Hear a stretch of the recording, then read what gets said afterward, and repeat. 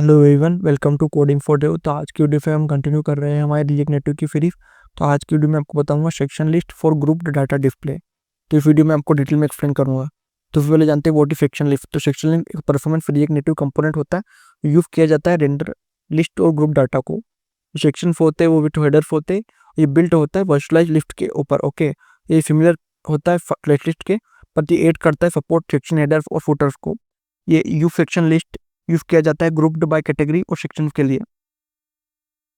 तो जो अगर मैं इसको बात करूँ डाटा स्ट्रक्चर की, जो सेक्शन लिस्ट है वो एक्सपेक्ट करता है अरे ऑफ सेक्शन से, जो ईच ऑफ विच कंटेनर और टाइटल उसमें यूज होगा और डाटा अरे यूज होगा। ओके, और टाइटल को यूज करता है एज अ की। ओके, तो जैसे आपने इसमें कौन सा डाटा दिया, टाइटल फ्रूट्स। ओके, और इसमें अपने डाटा को दिया अरे के फॉर्म में। तो जब को बेसिक एग्जांपल क्या है, आपने इसमें डाटा लिया, सेक्शन लिस्ट में आपने डाटा शो करा, की स्ट्रक्चर लिया आपने और रेंडर कर दिया आपने पर्टिकुलर आइटम, वो रेंडर करा।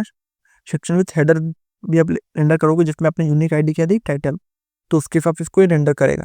तो अगर मैं कोई इसके इंपॉर्टेंट प्रॉप्स की बात करूँ, तो सेक्शन होता है वो अरे सेक्शन ऑब्जेक्ट लेता है टाइटल और डाटा, ये रेंडर करता है आइटम को, फंक्शन को होगा जो रेंडर करेगा इस आइटम को, फंक्शन सेक्शन हेडर होगा जो फंक्शन को रेंडर करेगा इस सेक्शन हेडर पे, एक रेंडर सेक्शन फुटर होता है जो ऑप्शनल फुटर करता है इस सेक्शन के लिए, एक की एक्सट्रैक्टर होता है जो यूनिक की होता है इस आइटम, एक स्टिकी सेक्शन हेडर जो एनेबल करता है, जो मेक्स करता है सेक्शन को हेडर स्टिक जब स्क्रॉल करोगे टॉप में।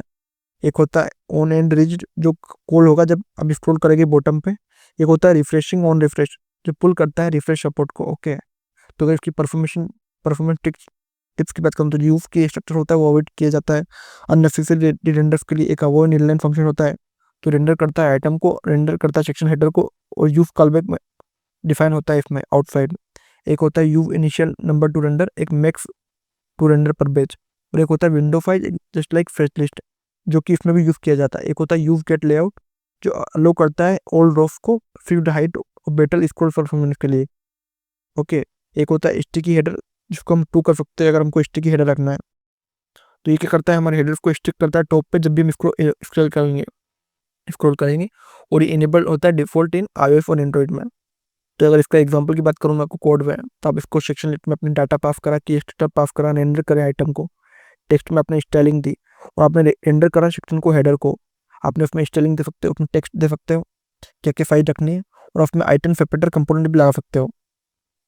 उसकी उसकी भी आप एक आपने फंक्शन पास करा और आप उसकी भी स्टाइल दे सकते हो।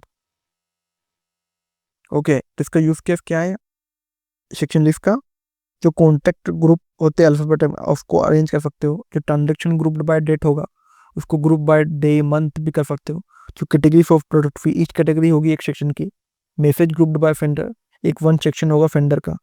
और इसकी समरी की बात करूँ मैं सेक्शन लिस्ट की, तो इसमें मैंने सेक्शन डाटा सपोर्ट पढ़ा कि जो आइडियल क्यों है ग्रुप लिस्ट के लिए, हेडर फुटर सपोर्ट पढ़ा जो ऐड करता है स्ट्रक्चर को हमारी लिस्ट के अंदर, एक होता है परफॉर्मेंस ऑप्टिमाइज्ड जो रेंडर करेगा ओनली विजिबल आइटम के लिए, एक होता है स्टिकी हेडर जो इनेबल करेगा यूजर एक्सपीरियंस को, एक होता है पुल टू रिफ्रेश जो ईच ईवी होगा यूजर इंटरेक्शन के लिए। ओके, तो इस वीडियो में आपको बताया सेक्शन लिस्ट के बारे में, डिटेल में एक्सप्लेन करा। अगर आपको इससे रिलेटेड कुछ भी डाउट है तो आप कमेंट कर सकते हो, और इसी तरह की और वीडियो देखने के लिए कोडिंग फॉर डेव को सब्सक्राइब करो। Thank you for watching.